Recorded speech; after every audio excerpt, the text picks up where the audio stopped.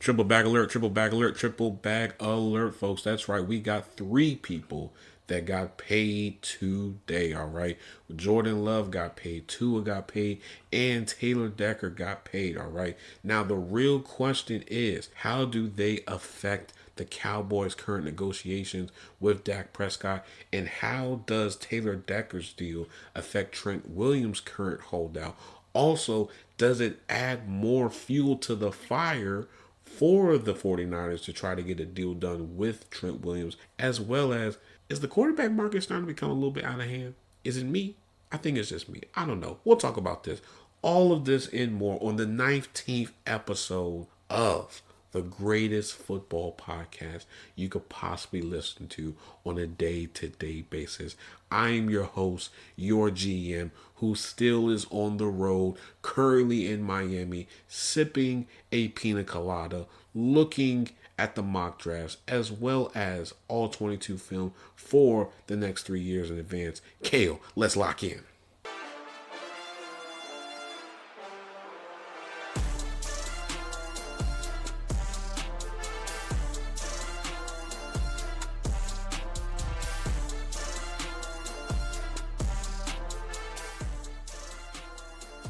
All right, folks, let's get into these bag alerts. Okay, we're going to start off with the quarterbacks. Then we're going to go to the offensive linemen, okay, because everybody likes the quarterbacks and you just got to show them love sometimes more than the offensive linemen. So, but we're going to do things a little bit different, though. We're going to go in depth a little bit more with all of these contracts, okay? So, if you guys don't know, Tua inked a 4-year, $212.4 million extension with the Dolphins.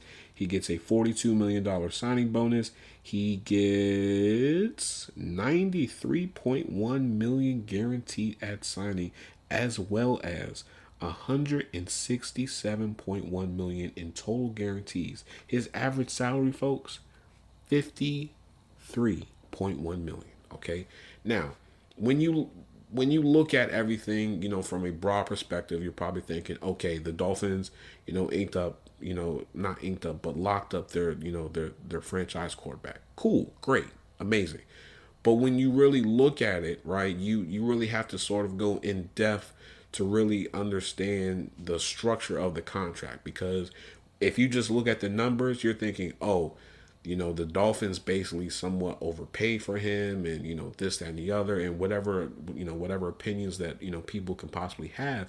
But when you really go in depth and you look at the contract, they structure the contract in a way so that basically they front loaded it. And the reason why I say front load is because basically he gets a large majority of his money within the first 2 to 3 years. So that, guess what? That back part of that contract, if anything crazy happens, guess what? They can move off of it very easily, and there's no problems. Compared to if you backload the contract, and now you're in a position where you're trying to figure out exactly how are you going to, break down and try to either do a restructure or to a trade or a release or whatever the case may be. Because let's be real here, folks. Coming into the league, Tua suffered a major injury while he was in college, right? An injury that, by many accounts, is somewhat similar to what Bo Jackson suffered when he was playing for the Raiders and ultimately ended his football career, right? And so, those first few years when Tua was, in the NFL, he was taking some shots, right? And let's not forget the season where he suffered multiple concussions in one season. There was a point in time where you could easily make an argument that, Tua is going to have to make some very serious life decisions, because he just kept on taking, concussions left and right. And you would see him, within the next, 2 weeks or whatever, but it's like, no, it doesn't work like that. We have seen multiple players who have had to retire because of multiple head injuries. Case in point, Luke Kuechly. Luke Kuechly had to retire because he kept on getting concussions. If he not gotten those all those concussions that he suffered, Luke Kuechly probably would have had a longer career, but he just couldn't do it anymore, right? And so with Tua's situation, as far as being a quarterback, the Dolphins basically prioritized and basically made a contract to where, okay, yes, you get your money, but at the same time, if anything crazy happens, guess what? We can move off of it. We can restructure it. We can adjust it. We can do so many different things instead of, it being an ironclad, unmovable type of deal, right? And then not to mention, let's sort of give an applause to Mike McDaniel as well, because let's be real here. When Brian Flores was the head coach for the Dolphins, Tua was not doing the best, and there were a lot of rumors and talk around the league that was basically saying, hey, the Dolphins might move off of Tua. Hey, the Dolphins might be involved in trying to get Tom Brady. Hey, the Dolphins might be involved in trying to get Deshaun Watson at that time when before he got traded to the Browns. So you have to. It's been a very roller coaster esque type of career so far for Tua. And honestly speaking, last season was statistically speaking his best season, right? And I'm gonna read off these stats, and I just want you to sort of get a glimpse of exactly how great, well, not great, but how good his season was, right? So he had 388 completions, 560 attempts. He had a 69.3 completion percentage, right? He threw for 4,624 yards. He had 29 touchdowns, almost 30 touchdowns, right? 14 interceptions. I mean, come on, folks. Those are really good numbers. Those are really good numbers, and you would expect that with the type of offense that they ran. When you have Jalen Waddle and Tyreek Hill and David Archain and Raheem Mostert and company, of course, he's going to put up those numbers. But at the same time, you also see that the Dolphins also prioritized in making sure that they protect Tua as best as possible. So what did they do?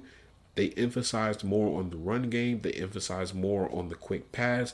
They emphasized more on trying to be as fast as possible, because they realize that the longer that Tua holds on to the ball, the more susceptible he is to get hurt, right? And when we sort of go a little bit more in depth into this iceberg, according to Next Gen Stats, right? Shout out to Next Gen Stats. Since 2016, Tua has thrown 1,199 yards on quick passes, traveling 10 plus air yards. All right, last season alone, than any other quarterback, right?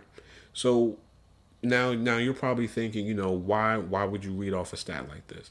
That's because that shows that Mike McDaniel and that offense is emphasizing more on getting the ball out of Tua's hands as fast as possible. That's their goal, and it worked. And the stats basically speak for themselves. Now, the question is, what is the expectation moving forward, right? Because let's be real here, the Dolphins have basically mortgaged, not completely mortgaged, but they are trying to mortgage that roster to get a Super Bowl. And granted, the roster is really good. It is on both sides of the ball. It really is. However, we do have to address the elephant in the room here. Tyreek Hill is gonna want more money. Teron Armstead at one point in the offseason was contemplating retirement. They lost Connor Williams, and that roster is on a ticking time bomb. It's not a bunch of young players who are just about to enter into their prime and whatnot. Like, no, you have a mixture of old veterans and still fairly young players who are still in their prime, right? And not to mention, you're in a division where you have Aaron Rodgers and Josh Allen as well. So you have there's a lot of things that are riding on this one season alone. Not to mention the multiple moves that they made in order to bolster the roster as well. When they went after and got Bradley Chubb, I can't even speak, Bradley Chubb, and they paid him. When they went after Jalen Ramsey and whatnot, those weren't just moves just to make them. They're making those moves because they feel like in their heart of hearts that they can try to the Super Bowl and possibly win one. That's what it boils down to, right? And so, the pressure is on Tua now to show up. You got paid. So now you have to show up, folks. Kudos to the front office for modeling a contract that not only pays Tua, but at the same time protects them just in case if anything crazy happens. And, finally things, came to an understanding. Now, moving on to Jordan Love's deal, right? Well, actually, you know what? No. I want to keep on talking about Tua's deal a little bit more, just so people can sort of like understand things, right? Because I wanted to do something a little bit different, right? So when you look at Tua's deal, shout out to Spot Rack as well, because Spot Rack allows you to see the breakdown of the cap space. I mean, not the cap space, but the cap hit of a player's contract and whatnot, right? So when you look at it, right, Tua's deal, come what is it? Next year his cap hit will be $59.4 million. His base salary will only be $25 million. The year after that, that's when it's the year where it's going to be the most amount of money, right? His base salary is going to be $54 million. His cap hit is going to be $63.4 million. However, he does have an out in 2027, right? The dead cap hit will only be $19.8 million. So the reason why I'm saying all of this is because the Dolphins did it the right way. They understood that he has a high injury risk, but at the same time they do realize that they do want to pay him because of how great the offense runs when he is on the field. So, it's basically, it's like peanut butter and jelly. They came together, it worked, and this is the type of deal that you have. Now, moving on to Jordan Love's deal, because Jordan Love's deal is also unique as well, right? So Jordan Love inked a 4-year, $220 million deal. He gets a $75 million signing bonus. He gets $100.8 million guaranteed at signing. He'll have $160.3 million in total guarantees. His average salary will be $55 million, which ties with both Joe Burrow and Trevor Lawrence as the highest paid quarterbacks in the league. Now, when we look at Jordan Love's situation, right? Jordan Love's situation is a little bit awkward because he didn't initially, play, all of his rookie season, right? He had to sit behind Aaron Rodgers. Of course, we all know exactly how that situation ended. But last season was basically his first full season of, playing under this new regime with the Packers and whatnot, and it actually went very well, right? So let's look into these stats, okay? Because again, we got to look into these stats because a lot of times the stats and the footage will also paint a picture than what our opinions can do, right? So basically, he threw for 4,159 yards, 32 touchdowns, 11 interceptions. He had 372 completions out of 579 attempts, right? And he had a 64.2 completion percentage, okay? You are talking about somebody who has done a phenomenal job with that Packers offense because that Packers offense has gone through a lot of, not turmoil, but a lot of change, right? David Bakhtiari is gone. Some of those people from the offensive line is gone. They got Josh Jacobs. The receiving core is still fairly young and whatnot. So a lot of turnover has occurred with that Packers offense. But this is very promising because Jordan Love continues to show why that pick was actually a great pick. Because remember, when that pick happened, multiple people were saying it was a horrible pick. Multiple people were saying, oh, The Packers should have just, got Aaron Rodgers another receiver. Oh, they should have done this. They should have done that. So many different things, right? Depending on who you listen to and who you, look at and whatever, right? Fact of the matter is that pick was a great pick. It was. They realized that it was time for them to make a transition and to find their next franchise quarterback, and at the same time move off of Aaron Rodgers and the drama that came with him, right? And for the people out there that think that I have beef with Aaron Rodgers, I don't have beef with Aaron Rodgers, but I hold him to a higher standard because some of the things that he do is a little bit childish, just a little bit, just a little bit, right? Because you would think by now, technically speaking, in my eyes, he should have had a second championship. That COVID year when they went up against the Buccaneers in the NFC Championship, they should have won it. But guess what he did? He choked. He choked. Let's call it for what it is, folks. He choked. Okay, granted, yes, he won 2 more MVPs, but he choked. Meanwhile, Tom Brady got another championship. You only have one. And that's mainly because of the defense. But again, I'm going to leave that alone because if I don't, I'm going to open up Pandora's box and I don't want to do that. So back to Jordan Love. Okay. All right.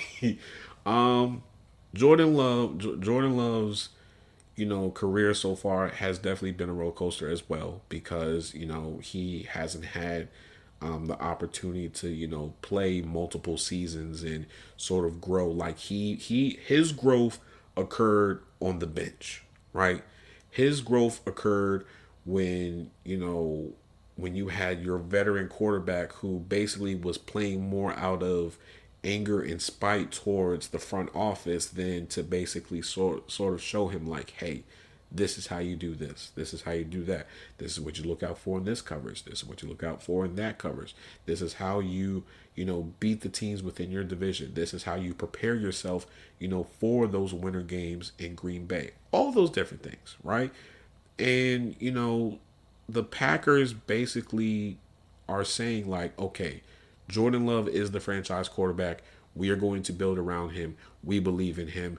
We see, something about him that just makes us, want to embrace him and make him, the guy, right?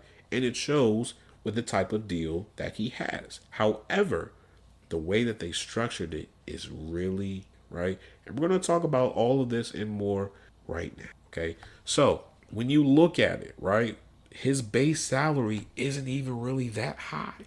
It's not. For the next 3 years, his base salary is between $10 to $11 million, right? The cap hit, next year's cap hit, 29.7. The year after that, 36.1 million. The year after that, 42.4 million. His last year is the year where his cap hit is astronomically high at 74.2 million.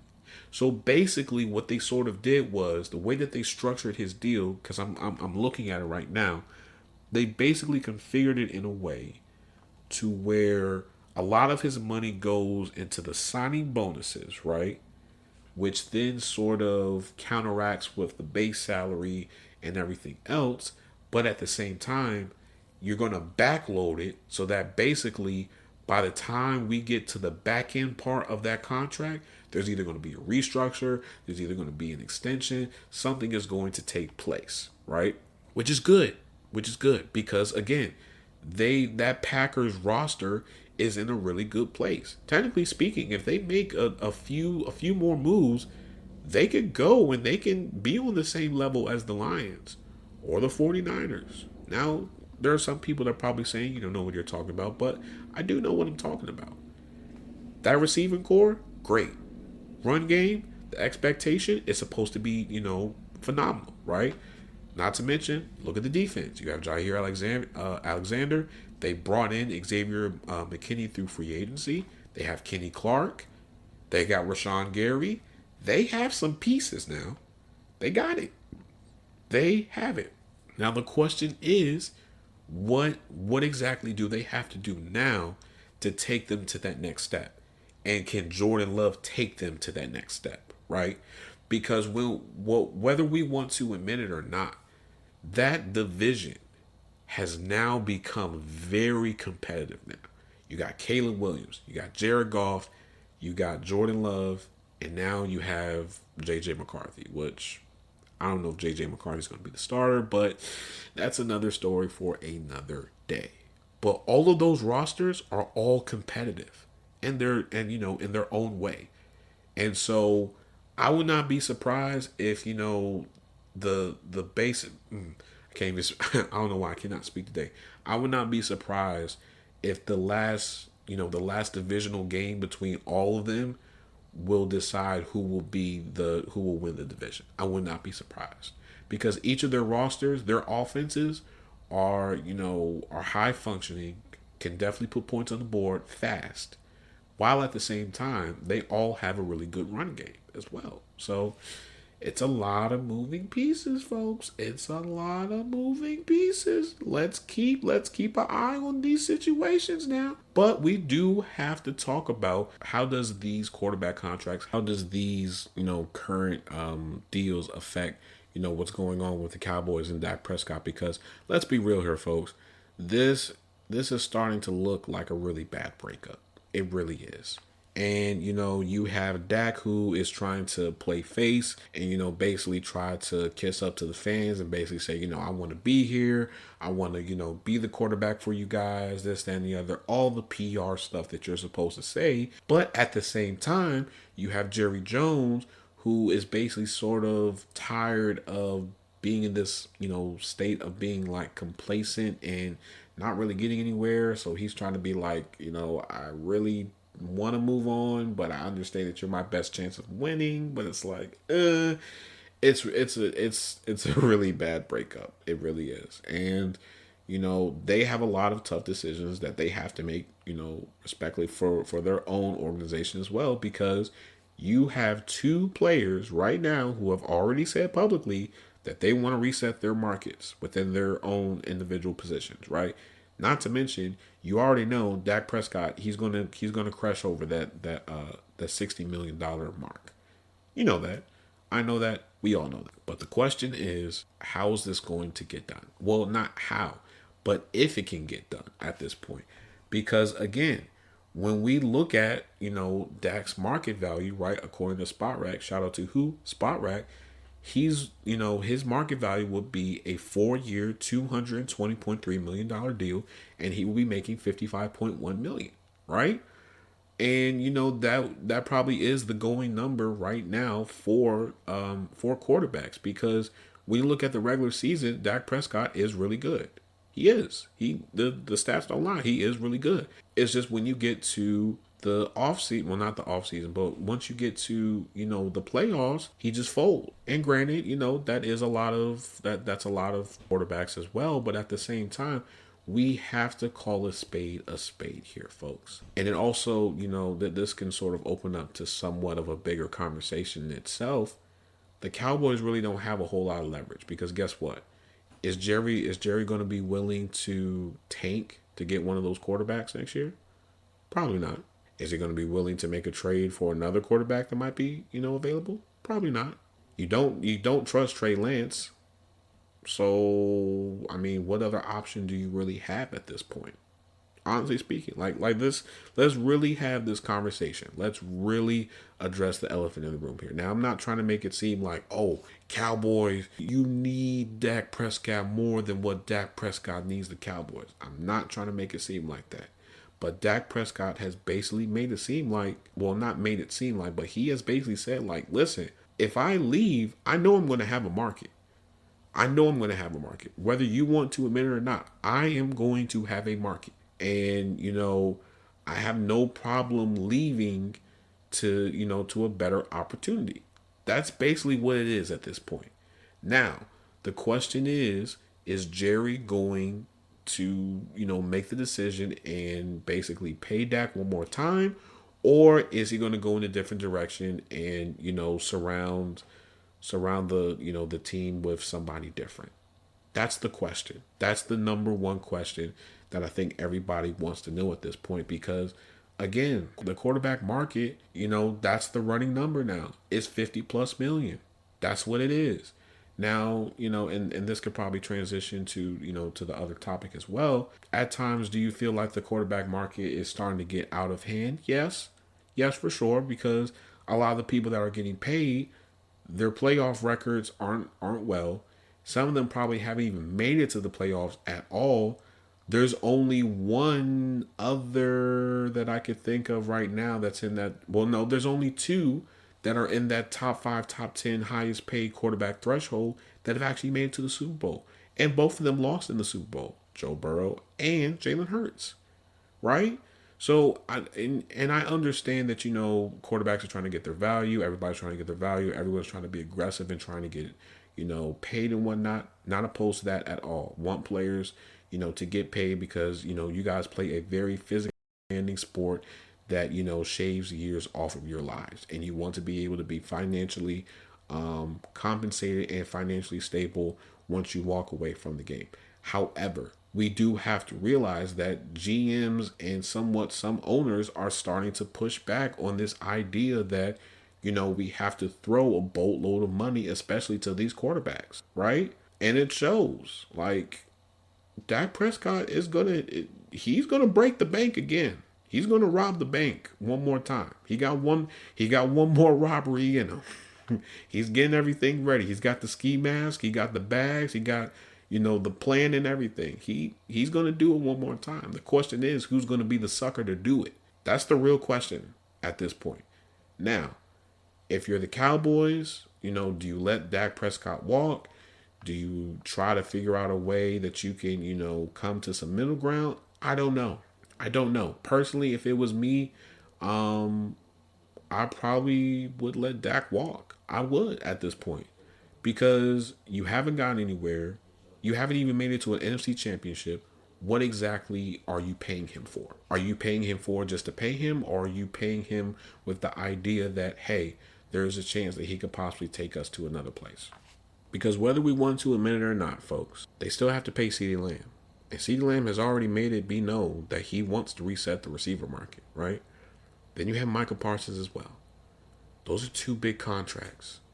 You can't just have three big contracts and then, the rest of the roster is basically full of, people that you like, but you really don't like. It's like, I don't know about this guy. I don't know about that guy. So I say all that to say this. Jerry Jones is just, I think he's at a point where he is just tired of basically running around in the same circle and not getting as far as, to what the Eagles have gotten or the 49ers, right? He feels like he can be there, but at the same time, he's in a situation where I got to pay three of my best players. I got to pay them top dollar money. And at the same time, the rest of the roster isn't even in a good place. So it's like, it's damn if you do, damn if you don't. What do I do with this? Somebody help me. But hey, guess what? I'm not a GM for them. So hey, more power to you.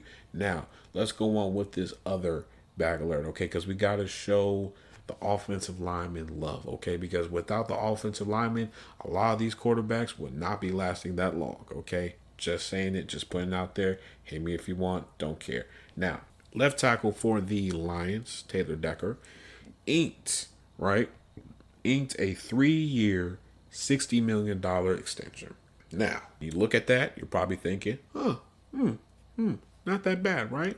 It really isn't. Let's go a little bit deeper into it, right? So his average salary is only $20 million.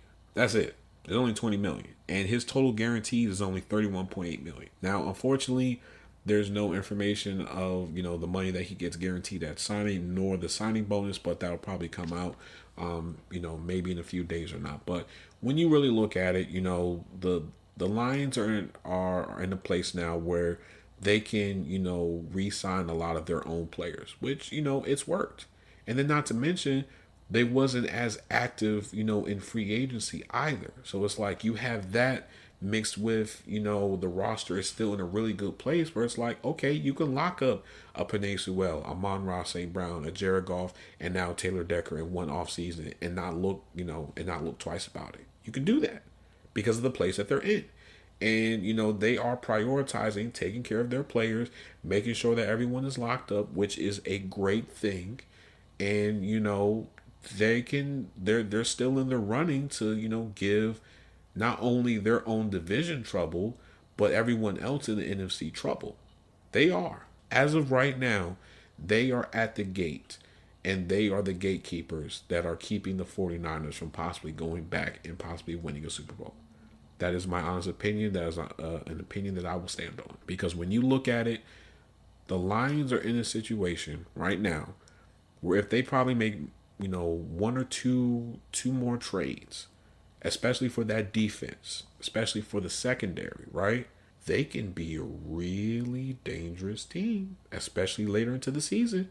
I'm telling you, I understand that the 49ers are the 49ers. I understand the Eagles are the Eagles. I understand that. More power and respect to them. But at the same time, the Lions are a sleeper. And people are going to be sleeping on them until it gets later into the season and they just start going on a tear, right? Because again, they have a solid run game, their pass game is phenomenal, and that defense is ferocious. Not to mention they got DJ Reader as well. So you have him in the middle, you got Hutch on one side. I forget who the other pass rusher is. Who's the other pass rusher? I can't even think of him. He's probably somebody great. Anyway, moving forward. You got Brian Branch. So they have pieces. They have a lot of pieces in place. And, they probably, me personally, do I think they probably need to address corner?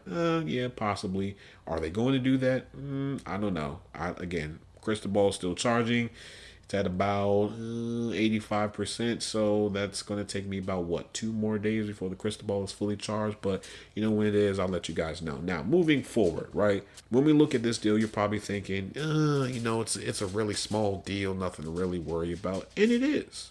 It is something to worry about because that puts pressure on not only the 49ers, but it also puts pressure on the Buccaneers as well. I forgot to add them into the talking points, but guess we're going to be in there now. Because when we look at it, right, according to SpotRec, right, the top 7 highest paid left tackles by average, right? Christian Darrisaw, $26 million. Laramie Tunsil, $25 million. Andrew Thomas, $23.5 million. Trent Williams, who's currently looking for more money, $23 million. Jordan Mailata, $22 million. Deion Dawkins, $20 million. And now Taylor Decker, $20 million, right? And so that number is going to continue to rise because of how great left tackles are starting to become, especially coming out of college now, right? So you have that mixed with, some of the best left tackles that are still in the game right now who, they're still playing at an elite level even as they get older. You have that to tack on. So, it's only a matter of time before Trent Williams cresses that $30 million mark. And I do believe he's going to do it because why? He is still the best left tackle in the game right now. I don't care what anyone says. Trent Williams is still that guy. This is still his yard. And you have to get by him. He can still hold his own against some of the best pass rushers that you could possibly think of. And the 49ers realize and they know that if they do not sign Trent Williams to an extension, they're screwed. They're screwed. Their chances of going to the Super Bowl and possibly holding up a Lombardi, it's over if they don't get a deal done with Trent Williams. Now, me personally, do I feel like this holdout is going to draw into the start of the regular season? No, because I feel like they're going to prioritize getting that deal done a lot quicker compared to Brandon Ayuk's, simply because Trent Williams, it's a little bit more easier to fix. It's not like a whole, it's a new deal, but it's not a new deal. It could basically just be an extension. So honestly, you could just tacked on more guaranteed money and everything would be good compared to Brandon Ayuk, who at one point he's like, I want to be here, but I don't want to be here, but I like Washington, but I like Pittsburgh, but I like Washington, but I like the 49ers, but I like you guys. It's just confusing, right? And so, if you're a 49ers fan, this probably has to be the most stressful offseason for you guys, okay? Brandon Ayuk is looking for a trade. Trent Williams is now in a holdout. You got to pay Brock Purdy next year. You guys are trying to win a Super Bowl. You drafted Ricky Pearsall in the first round. It's just a whole bunch of hoopla. all around. There's nothing you can really do about it, honestly, because whether we want to admit it or not, 49ers have been trying to mortgage themselves to win a Super Bowl, and every single year they come up close and they come up too short, and that's another year that's wasted. Now, the real question is, how exactly are they going to configure this contract for Trent Williams? Are they going to give him a 2 year, whatever crazy amount of money that he wants? Are they going to give it a 3 just to give them a little bit of cushion? Exactly how are they going to do it? If it was me personally, I'll probably do a 3. So that way, that last year, you can, if he wants to retire, if he wants to do anything crazy, guess what? You have your out, right? And you would just somewhat front load the first 2 years. Give him a crazy signing bonus so that his base salary and the cap hit are relatively low. Because again, they still have a lot of big deals. And not to mention, if Brock Purdy wins a major award like an MVP or let alone a Super Bowl, that's 60 plus million that you're going to have to give to Brock Purdy. No ifs, ands, or buts about it, right? And so, and this will probably be the last thing I'll say, and then, that this will be in for the episode. The 49ers right now, you have to win it all. You have to win it all. To justify every single move that they have made so far, they have to win it all. Now, I'm not saying they have to, go undefeated and then win a Super Bowl. I'm not saying any of that. But they have to win a Super Bowl to justify every single move they made. From going after Christian McCaffrey, from going after Trent Williams, from getting Javon Hargrave, for letting, Eric Armstead and DeForest Buckner walk. They got to do something, because if they don't, then guess what? They're going to be making a documentary, and you guys are going to be put in the same situation as that Bills squad back in the late 80s and early 90s. But I digress. But I will say this before I end the episode, before I get into all the things that I need my football junkies to do. To any person that is reacting to any of the clips that you guys see on, on Twitter, Instagram, wherever you guys see the stuff for your respective teams, I want to continue to say this until training camp is over. Please do not overhype it. Do not, okay? I understand there's a dynamic catch. I understand the quarterback may have not made, a certain play or whatever. Please, please, please, please, please do not overreact to it, okay? Don't pay it no mind. Please don't, okay? Because yes, as fans, we want the oohs and the ahs and whatnot. I get all those things, but at the same time, it's training camp. It's practice. It's practice. So of course there's going to be some hiccups. Of course, a quarterback may not, make the right throw, or they might have a bad day at practice or whatnot. That doesn't mean that they're going to be a bad player. Okay. That's all I got to say about that, because I've seen a lot of people on Twitter that are just going crazy. Oh my God, this person gotta go. Oh my God, we gotta trade him, get rid of him, this, that, and the other. It's just like, bro, relax. Relax your nerves. It's just practice. AI said it best. We're talking about practice. Not a game. Not a game, but we're talking about practice. Right? Now, I'll end it there, okay?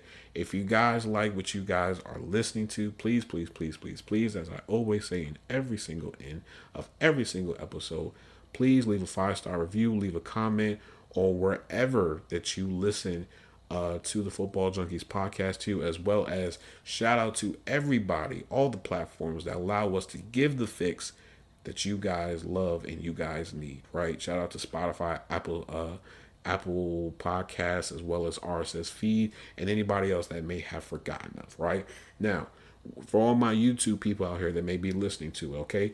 Like, share, subscribe, turn that notification bell on, comment below what are your, what do you think about the episode? What are your thoughts about it? What do you think? You think I'm right? You think I'm wrong? Let's debate. Let's talk about this thing, right? Now, to the TikTok people, same thing as well. Follow us. Football_junkies pod is for everything. Football_junkies pod is for the YouTube. Football_junkies pod is for the TikTok. football_junkies pod is for the Instagram as well. Okay.